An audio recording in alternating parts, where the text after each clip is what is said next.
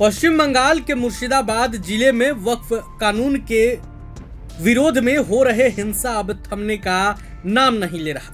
अब तक कई लोगों को गिरफ्तार किया जा चुका है। इलाके में 3 लोगों की मौत हो गई है, जिसके बाद हिंसा और भड़क गई है। सुरक्षा कर्मियों समेत कई लोग घायल हुए।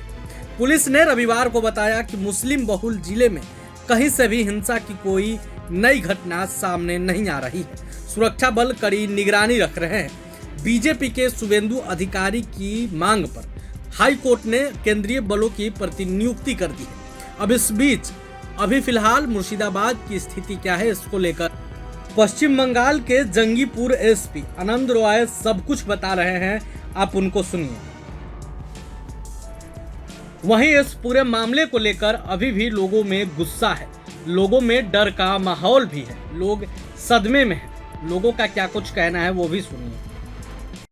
সুতি থানায় পরশুদিনকে মানে ডে বিফোর কালকে ইয়েস্টারডে 71 অ্যারেস্ট হয়েছিল। আজ তারপরে শামসেরগঞ্জে ছিল 67 আর লাস্ট ডে কালকে 17 হয়েছে। আমাকে একটু দেখে বলতে হবে অ্যাকচুয়ালি কোন কেসে কজন এখনো আমি দেখে বলছি। Overall situation things are improving and better.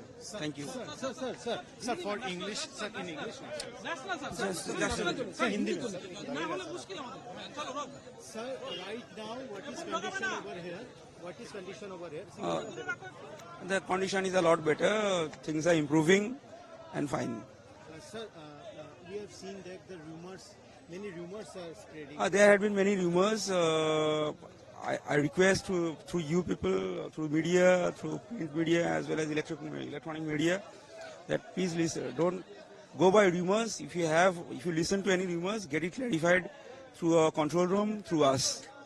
We'll take care of everything. Sir, new arrest? How many new Yeah, there had been a lot of arrests. We had arrested a lot of people yesterday, and the process is still going on.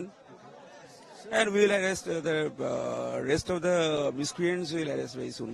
वहीं इस पूरे मामले को लेकर अभी भी लोगों में गुस्सा है, लोगों में डर का माहौल भी है, लोग सदमे में हैं। लोगों का क्या कुछ कहना है वो भी सुनिए।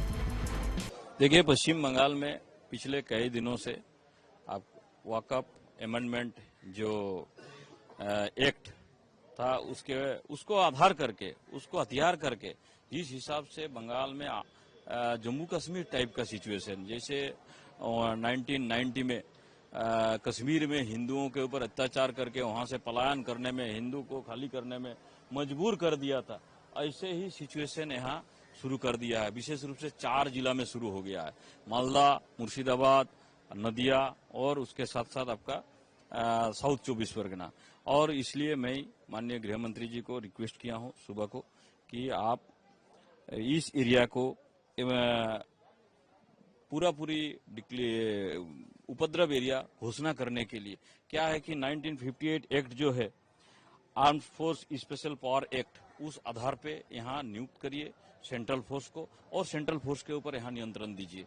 नहीं तो फिर से वही सीरिया जैसे परिस्थिति हो गया, जैसे बांग्लादेश में चल रहा है, और भारत में जैसे जम्मू कश्मीर में हो गया था, वैसे ही सिचुएशन होने वाला है और हो गया है।